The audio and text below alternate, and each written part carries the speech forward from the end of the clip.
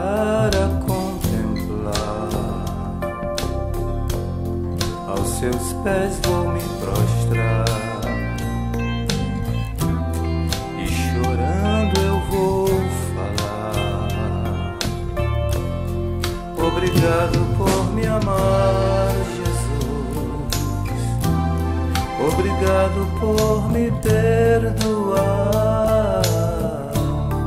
Obrigado por ser minha luz, ao se entregar naquela cruz. Obrigado por me amar, Senhor. Obrigado por me libertar. Obrigado por me transformar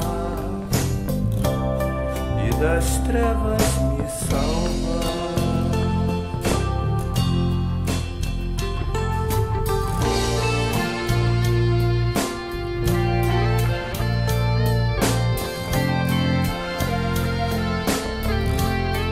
Quando meu Jesus voltar, quero estar a contemplar, aos seus pés vou me prostrar, e chorando eu vou falar. Obrigado por me amar, Jesus. Obrigado por me perdoar. Obrigado por ser minha luz, ao se entregar naquela cruz. Obrigado por me amar, Senhor.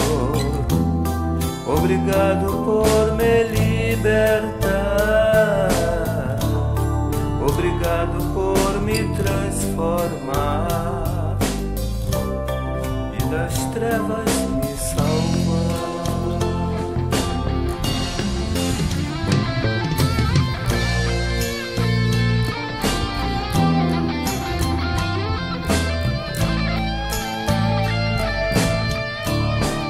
Obrigado por me amar, Jesus.